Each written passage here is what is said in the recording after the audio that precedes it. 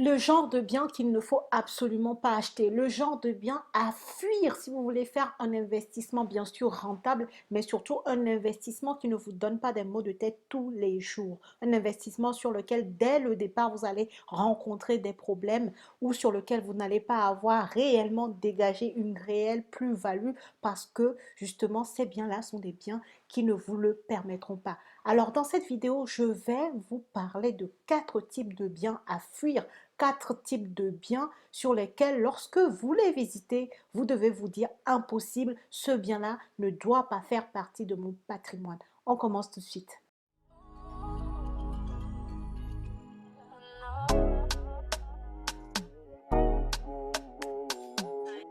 Bonjour à tous et bienvenue sur cette chaîne destinée à l'investissement immobilier. Comme d'habitude, avant d'aller plus loin, je me présente rapidement. Je suis Lady Célia, je suis conseillère en investissement immobilier et moi-même investisseuse depuis maintenant 5 années avec un patrimoine immobilier de 21 appartements en France.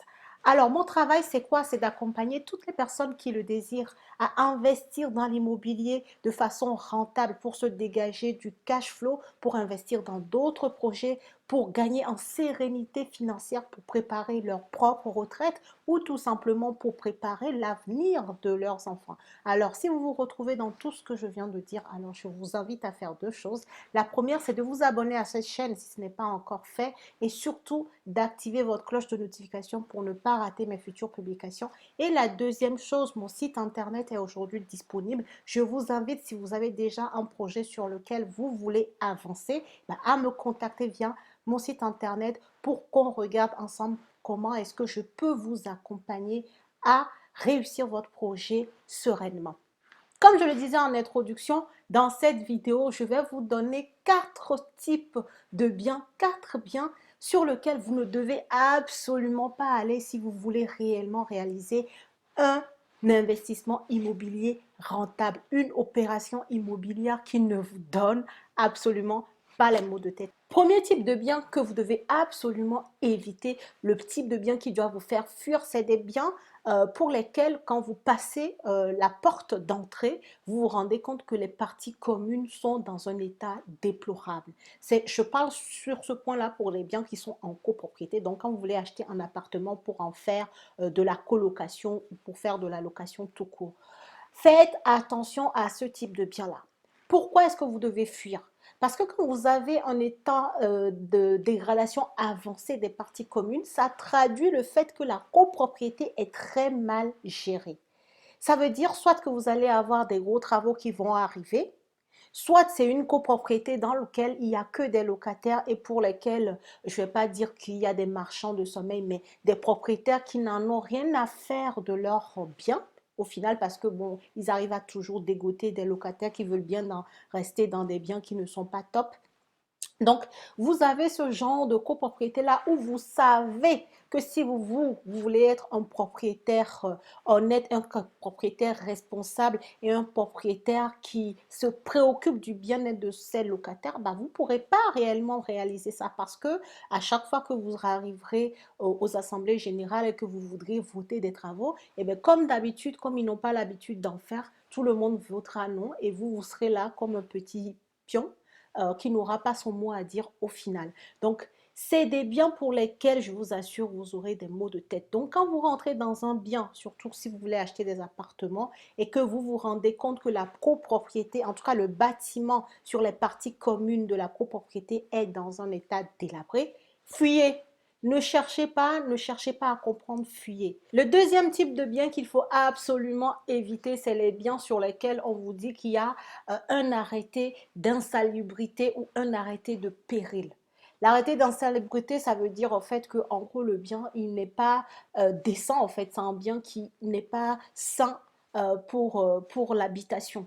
Souvent l'arrêté d'insalubrité est décrété par le préfet et l'arrêté de péril est décrété plutôt par la mairie.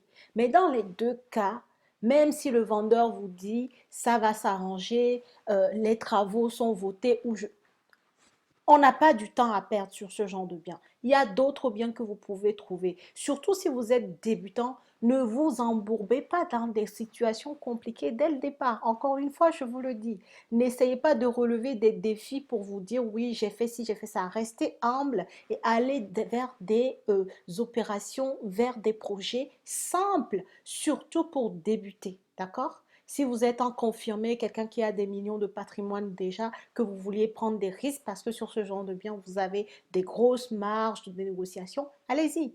Mais vraiment, si vous êtes débutant ou vous avez quelques biens, n'essayez pas de vous impressionner vous-même. Allez sur des opérations, voilà, comme je le disais tout à l'heure, qui ne vont pas vous donner des maux de tête.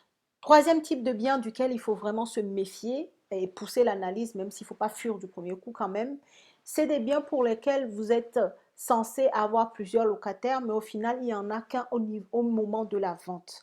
Par exemple, ça peut être un bien en colocation ou ça peut être un bien, un immeuble de rapport. Pourquoi il faut réellement faire attention à ce type de bien-là? Parce que ça peut s'agir d'un locataire qui est terrible, d'un locataire qui fait fuir les autres locataires.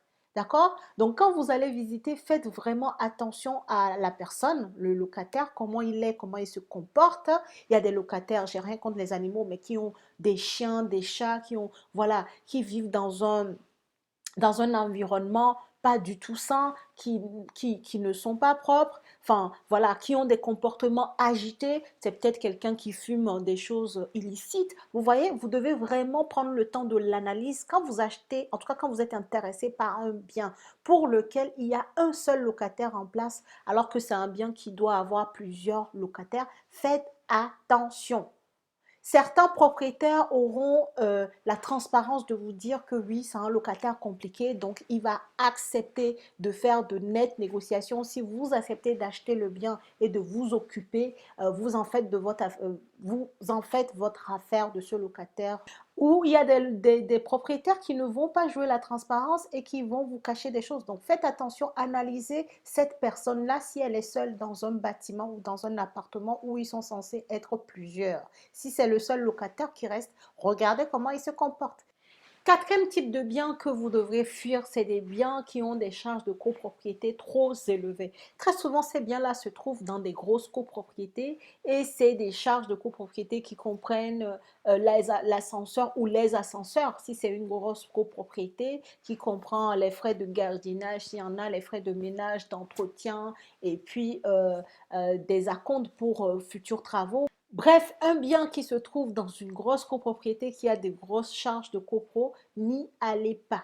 Pourquoi? Parce que tous les mois, au final, vous allez avoir à payer tellement de charges de copropriété qu'au final, même si vous trouvez un locataire, je doute très fort de la rentabilité du bien si vous voulez faire du locatif.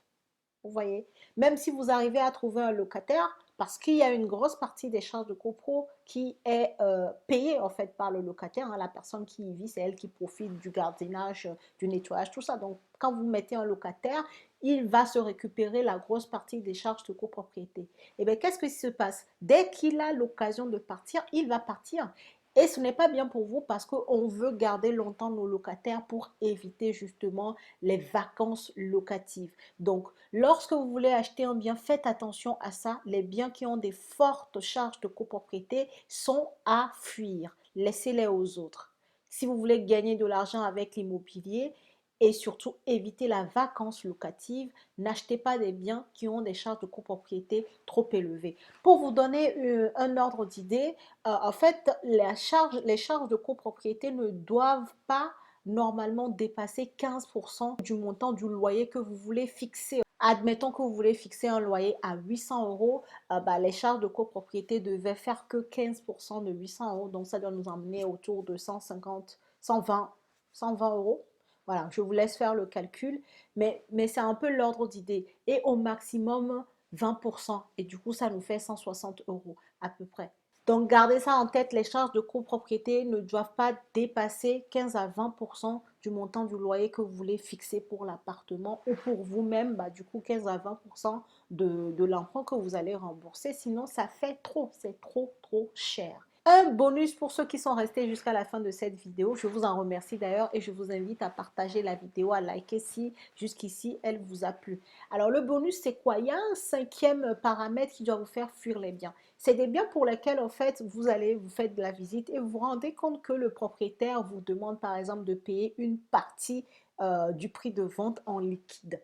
Personnellement, je vous déconseille d'aller en affaire avec des types de personnes qui vous proposent déjà d'être dans l'illégalité. Je ne sais pas de quel bord vous êtes, mais normalement, si vous n'aimez pas les problèmes, si vous aimez faire les choses comme il se doit et laisser le temps vous enrichir, évitez ce genre de propriétaires. Les propriétaires qui vous commencent à vous parler d'espèces, surtout, encore une fois, si vous êtes débutant, vous ne maîtrisez pas le domaine, même si vous êtes avancé, puisqu'aujourd'hui j'ai 21 appartements, mais ce genre de deal, je ne les fais pas. Vous commencez à me parler d'espèces et tout ça, de faire des bidouilles. Je prends ma tangente et je vais voir ailleurs. Donc, c'est ce que je vous conseille en tout cas. Vous avez l'information. Peut-être que ça vous est déjà arrivé. N'hésitez pas à nous les mettre dans les commentaires. Mais il y a ce genre de propriétaires qui vont commencer à vous parler d'espèces. Je vous en prie, dites-lui non. Et s'il insiste, allez voir ailleurs. Vous trouverez d'autres biens qui feront aussi l'affaire. N'insistez pas là-dessus parce que dans ces genres de combines, vous ne savez jamais la tournure que ça peut prendre en fait. Donc, si vous voulez vous éviter des maux de tête, évitez de prendre des risques inutiles et restez surtout dans la légalité. Voilà les amis, c'est ce que je voulais partager avec vous. Du coup, partagez la vidéo, likez-la, partagez dans vos groupes WhatsApp. Merci beaucoup de m'avoir suivi jusqu'ici. Je vous souhaite une bonne soirée et je vous dis à la prochaine vidéo.